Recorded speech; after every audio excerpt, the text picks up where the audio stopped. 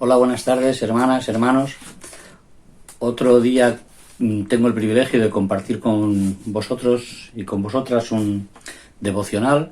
Seguramente los que estáis siguiendo estos devocionales de una forma regular, quizás recordéis que estoy siguiendo algunos versículos de la primera carta de Pablo a los tesalonicenses, en los que vemos una expresión de gratitud del apóstol Pablo a Dios por aquellos hermanos a los que llevaba en el corazón, que habían pasado a formar parte de su familia espiritual, a los que les tenía un cariño especial, posiblemente por el poquito tiempo que él había podido compartir con ellos en la ciudad de Tesalónica, pero que, como he dicho, formaban parte de su corazón, ¿no? Y él agradece a Dios, en algunos versículos de los que hemos podido leer, agradece a Dios las manifestaciones de su amor, el trabajo, la esperanza con la que ellos viven, la manifestación de su fe,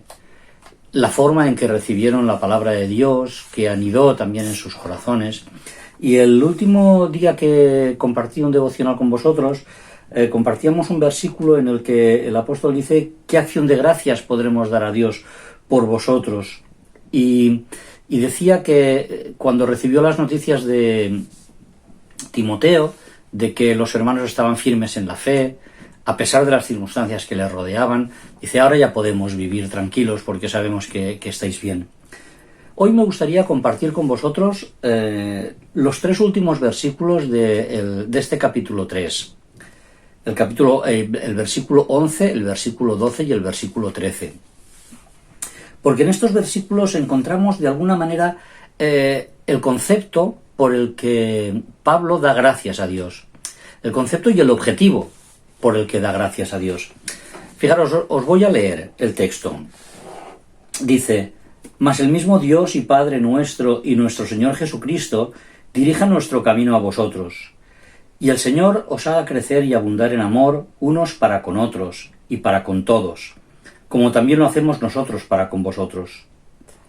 Para que sean afirmados vuestros corazones irreprensibles en santidad delante de Dios nuestro Padre en la venida de nuestro Señor Jesucristo con todos sus santos. Pues, como podemos ver en estos versículos, él continúa acercando a los hermanos de Tesalónica ante el trono de la gracia de Dios para que él tenga un cuidado especial sobre ellos.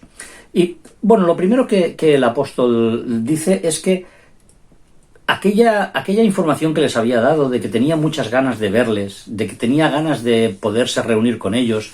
De hecho, el final del capítulo 2 ya lo había expresado, que tenía muchas ganas de ir a verlos. Él está diciendo que, a pesar de que esa es su voluntad, a pesar de que él se siente necesitado de ir a visitarles,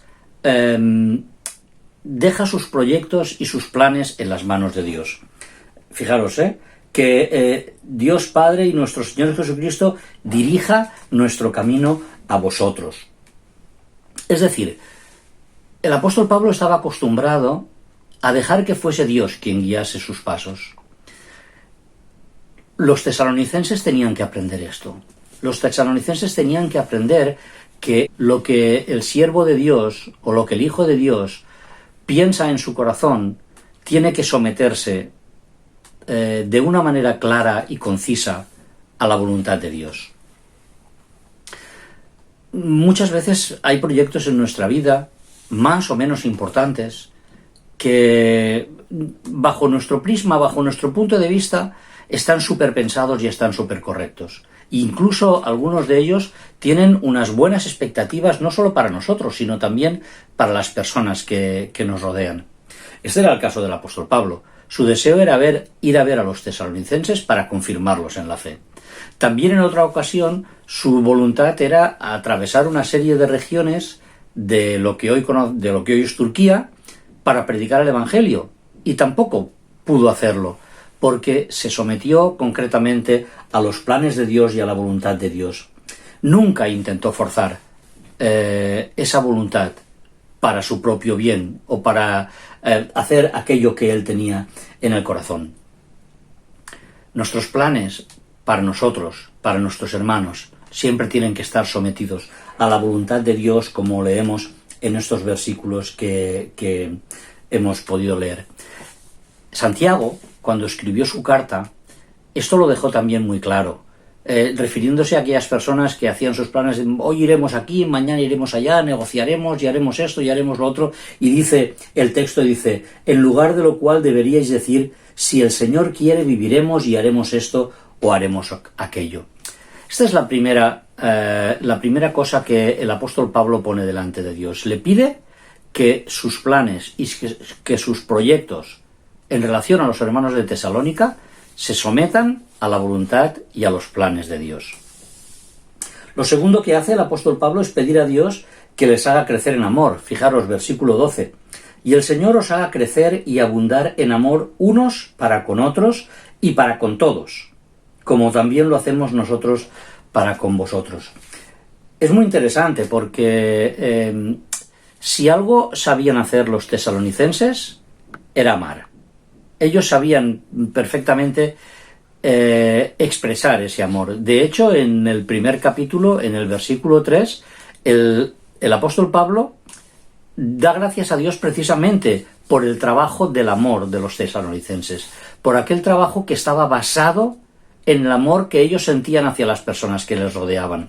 También en el segundo capítulo, en el tercer capítulo, y en el versículo 6 dice: pero cuando Timoteo volvió de vosotros a nosotros y nos dio buenas noticias de vuestra fe y amor, y que siempre nos recordáis con cariño, deseando vernos como también nosotros a vosotros. Es decir, el amor era algo que caracterizaba a aquellos hermanos de la iglesia de Tesalónica. Y, ¿sabéis? Cuando estaba leyendo esto y pensaba, pero ¿cómo puede ser que si una de las características de estos hermanos era el amor, el apóstol pida a Dios que les haga abundar aún más en amor?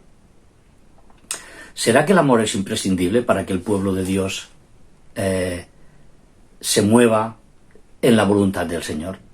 ¿Será que eso nos ha de marcar como hijos de Dios? ¿Será que eso es una voluntad del Señor perfecta? Fijaros, es así, efectivamente es así. Estas preguntas que hago de forma retórica son así. El Señor, cuando estaba orando por sus discípulos, una de las cosas que pidió es que nos amásemos. Y una de las últimas instrucciones que el Señor dio a sus discípulos, después de lavarles los pies en el aposento alto, pocas horas antes de morir, fue: amaros como yo os he amado. Por eso es lógico que el apóstol Pablo pida a Dios que ellos abunden en amor, porque no es suficiente, porque nunca será suficiente, porque como el modelo del amor es el mismo Señor, nunca llegaremos a poder amar de esa manera. Por eso debemos seguir entrenando en amor, por eso debemos de seguir abundando en amor y pidiendo a Dios que nos ayude a hacerlo. Y en tercer lugar, hay un objetivo para este amor, para esta conducta, para que los tesalonicenses puedan esperar la venida del Señor de una manera irreprensible. Y es que el ser irreprensibles delante de Dios tiene mucho que ver con el amor. Cuando amamos, no pensamos en nosotros mismos, pensamos en los demás. Ahí el capítulo de Primera de Corintios, capítulo 13, que esto lo expresa de una manera poética y magistral el mismo apóstol Pablo, pero en ese capítulo vemos cuáles son las características de ese amor que nos hace diferentes. Cuando somos capaces de amar, el amor no busca lo suyo, el amor no es jactancioso, el amor no se envanece. Todas estas características que tiene el amor nos hace ver que transforma nuestra vida para vivir de esta manera irreprensible que el apóstol está diciéndoles a ellos en estos versículos. ¿Y el objetivo cuál es? El objetivo es esperar la venida del Señor de esa forma irreprensible. Después, el apóstol Pablo les habla más sobre la segunda venida del Señor. Quizá hablaremos en algún otro devocional de esto. Pero hasta este momento lo que Pablo les está diciendo es: esperad la venida del Señor amándoos los unos a los otros. Esperad la venida del Señor de una manera irreprensible, porque de esa manera, tanto vosotros como nosotros recibiremos al Señor, que se presentará victorioso, ya no sufriente como en la primera ocasión, victorioso a recoger a su iglesia. Así que damos gracias al Señor una vez más por este tiempo que hemos podido compartir la palabra. Y yo os invito a seguir profundizando en estos versículos. Seguramente hay muchísimas más cosas de las que yo he podido compartir esta tarde, este ratito con todos vosotros. Pero seguid leyendo, profundizad en ellos. Poned vuestros planes en las manos de Dios. Entrenad vuestro amor. Entrenemos nuestro amor. Y esperemos al Señor amando a nuestros hermanos, demostrándoles nuestro amor, velando por ellos y orando por ellos. Que el Señor nos bendiga.